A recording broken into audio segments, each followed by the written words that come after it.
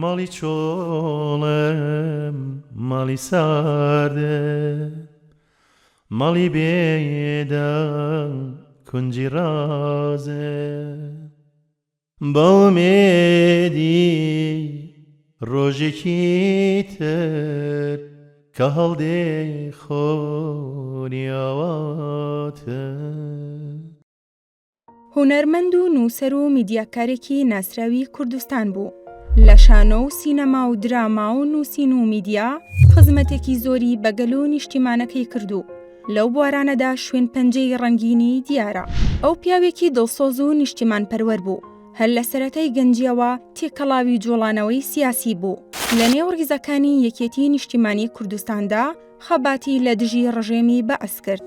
ئاسۆ عومەر حاجی محەممەد قوربانی کە بە ئاسۆ عومەر سوارە ناسراوە لە ساڵی 1963 لە شاری سلێمانی لەدایک بووە.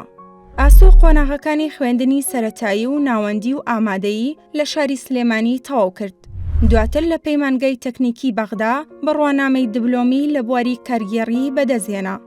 هێشتا خوێندکاری قۆناغی سەرەتایی بووە کە خولیای هونەر بووە و بەو تەمەنەوە بۆتە جێگەی سەرنجی مامۆستاکانی هونەری قوتابخانەکەی و بۆتە جێگەی بایەخیان و پێی سەرسام بوون. لە قۆناغی ناوەندی توانا هونەریەکەی زیاتر دەرکەوتووە و هەر بۆیەش تیپی هونەری لاوانی سلێمانی بە شانازیەوە بە ئەندام وەریان گرتووە و ئەندامێکی چالاک و زرنگیان بووە.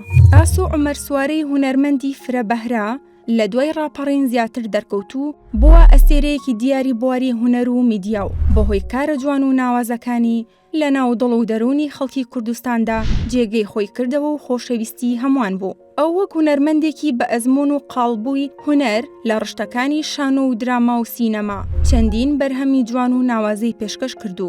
لە ترۆپکی ئەو هونەرانەوە زیاتر ناسرا.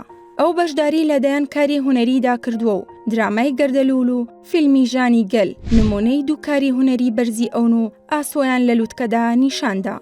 لە بواری میدیاشدا ئاسۆ عومەر سوارە چەند بەرنامەیەکی جوان و جیاوازی پێشکەش کردووە. ئاسۆ لە بواری نووسینیشدا خاوەنی خامەیەکی ڕەنگین و سەنگین بوو. کتێبەکانی پێنجوێن مەملەکەتی گوڵە زەردە و سلێمانی و خاکی دوو شاکاری مەزنی ئەون و مێژووی پێنجێن و سلێمانی لە دوو کتێبی دۆکۆمنتاری و ئەرشیفی بەرجەستە کردووە. ئاسۆ عومەر سوارە پیاوێکی دڵسۆز و نیشتیمان پەروەر بوو. هەر لە سەرەتای گەنجیەوە تێکەڵاوی جوڵانەوەی سیاسی بوو.